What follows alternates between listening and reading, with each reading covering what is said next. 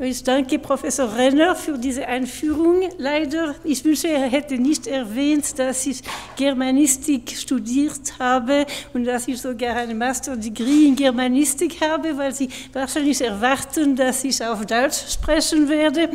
Aber es war vor 40 Jahren und mein Deutsch ist leider, habe ich vergessen. So, ich werde auf Englisch sprechen. Das ist auch für mich eine Fremdsprache, wie es ist für Ihnen, aber ich weiß, dass Sie Englisch viel besser können als ich Deutsch, so ich hoffe, wir können uns verstehen. Okay. Okay, so you can hear me. My topic today is space as a medium of storytelling. And I'd like to do for storytelling what Alvin Curran has done for music. I would like to discuss the cases where a narrative can be taken out of the book and put in the real world. So with space as a medium of storytelling, I do not mean medium like TV and film or the internet. I mean medium in the sense that we speak of the medium of a painting as being oil or a watercolor or multimedia. I mean medium as the material out of which meaning is created. Now, all types of sign require either space or time, or both, as Lessing has shown. So, for instance, painting uses space, music uses time, and written language uses both space, the space of the page, and time, the time it takes to parse the sentence. But here I would like to discuss narrative practices that use space in a different way than the space of their signs.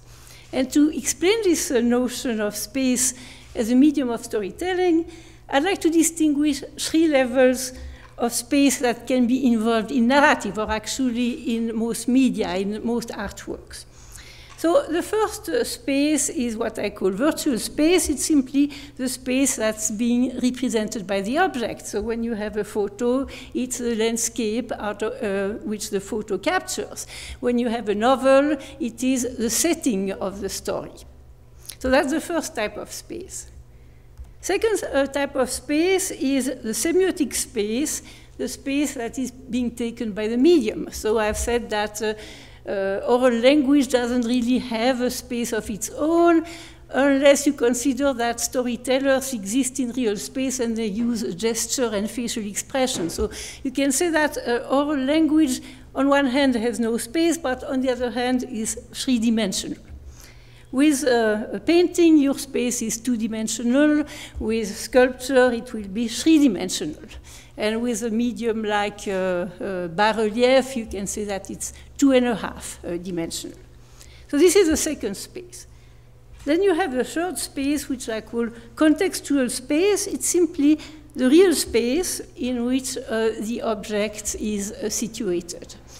And so here I have put all 3 spaces together, and let's imagine that this artwork has to stay in this place, cannot be moved around. So really, the real-world space constitutes a context that gives meaning to the work. So if we look at written narrative, novels, literature, usually doesn't really make the second type of space meaningful. Of course, it makes the first type of space meaningful because stories are about a spatial setting.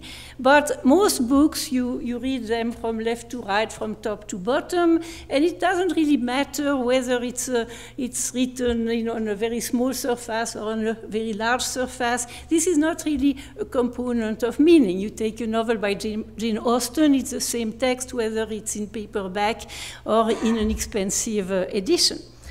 But there is a tendency in contemporary literature to make this space number 2 into a meaningful element. And here's a famous example. It's a novel called House of Leaves by Mark Danielewski. And it tries to subvert the protocol of reading that makes us read a page without thinking of the page and turning the page, going to the next one. It does so by distributing the page in various windows so that the reader is faced with an annoying choice every time you turn a page. What do I read first? Do I read the square, or do I read the column on the left? And do I first read the square and then turn the page, and because the square is found on several consecutive pages? Or on the contrary, do I read the whole page and then go to the next one? So you have to really make a series of choices, and this is part of the meaning of the work. The work is very much about space. We think of that as, here's another page from House of Leaves that looks like a calligram, so like a poem where the disposition of signs on the page creates a picture. So we think of that as being typical of modern literature, even of postmodern literature. But actually it's quite an old practice. Here's an example from 1674 where it's printed, it's not handwritten, and it's printed in the shape of a labyrinth.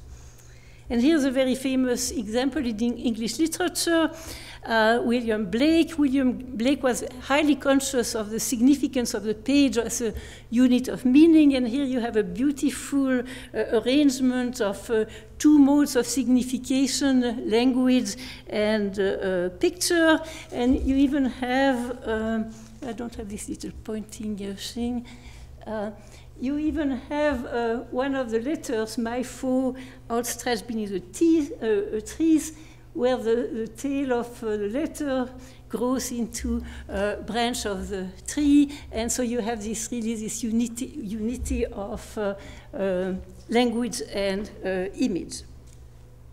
Yeah.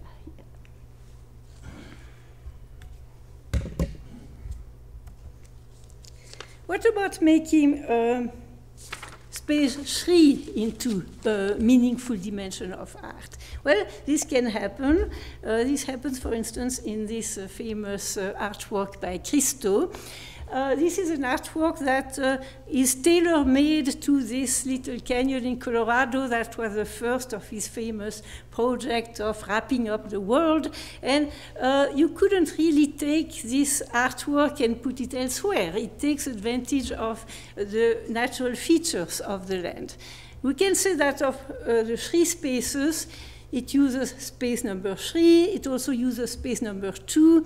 I would say that it's 2.5 dimensional because you have this curtain that is really 2-dimensional but has some folds, so it makes it a little bit more than 2-dimensional. But here you don't have space number 1. It's not a representational artwork. So what I'd like to do is to investigate cases of narrative, and of course in narrative you have space number 1 because it does represent a world, and a narrative that also takes advantage of space number 3. But before I go on with my examples of location-based narrative, I'd like to speak about a distinction that is very popular in geography, especially human and social geography. It's a distinction between space and place. And I will describe it as a series of oppositions. So space is usually associated with movement, with travel, with adventures, while place with rootedness and with home. Space means freedom, place means security. Space is an abstract collection of points that are separated by distances. A place is a concrete environment with which people develop emotional bonds. Space is a container for objects. Place is a network of interrelated objects. Think of the space of your room. The various furnitures create a network to which you are emotionally attached. Space is open and infinite. Place is limited by boundaries. Space is anonymous. Place is created by a community. I mean, if it's the home, that's where the family resides. Place is timeless, and place is shaped by history. So in short, we can say that space is a mathematical concept and place is a social concept. We all live in the same space, but each of us builds a different mental map out of this space, a map that singles out certain locations as possessing special significance as being places. This notion of place was captured in Roman religion by the figure of the genius loci, and it was usually represented as a snake. I don't know why, because the snake, I guess, crawls on the earth, and the place is also connected to the earth. So now I'd like to, I forgot to say, space, place is also connected with the ancestors. In many cultures, a place is where the ancestors lived, and because it's connected with the ancestors, it's also connected with narrative, because how do we know about the ancestors? It is through the stories that keep traditions alive. So now that I have suggested this connection between narrative and place, I'd like to go discuss a number of ways in which narrative can connect to places in the real world.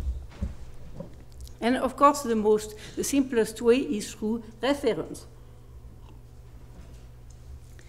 Normally, reference to the real world is typical of historical narrative or news in the media, but you also find it in novels. Many novels take place in a specific setting in the real world. For instance, here in Germany, you can visit the town where Felix Krull was born, who is, of course, a fictional character. And in Switzerland, you can visit the mountain gorge where Sherlock Holmes plunged to his death, only to be resurrected 10 years later because the author needed money. So for many readers, this ability of fiction to integrate places of the real world is a very strong source of appeal. For instance, when I take a vacation to some foreign country, when I come back, the first thing I do is to look for a novel that takes place in the same area. And why is it so? It's because when you read a novel, you have to construct an image of the setting, and when you have been to the place, this image is already in place. You don't have to construct it from scratch. And I think it's for the same reason that lots of people adore medieval fantasy, because even before they open the novel, they know what the landscape looks like, they know what are the rules of physics in this world. They don't have to, it takes much less intellectual efforts. They have already a sense of place with this fictional landscape. Of course, narrative can also bemoan the loss of place. In today's world, globalization and uniformization of culture makes all places look alike. The migration of people from the countryside to cities, or migration from foreign countries, alienates people from their roots, and they throw them into a uniformized, scary, undifferentiated space of exile. And so two of the dominant topoi, or subject matters of modern literature, are the city as a labyrinth where the individual feels lost, and also the theme of the lonely crowd where you cannot connect with other people. So the more people there are, the more lonely you feel. The new urban movement that is currently taking place in America, but probably also in Europe, is an attempt to reverse this trend by encouraging the creation of public spaces that restore a sense of community by inviting people to be actively involved. So these projects replace the negative topos of the city as a site of isolation and anonymity with a positive image that presents urban life as teeming with life and creativity. Now I can see this going on in Germany. Everybody wants to move to Berlin because this is where everything happens. So I think that Berlin has undergone a project of urban renewal that makes it very desirable.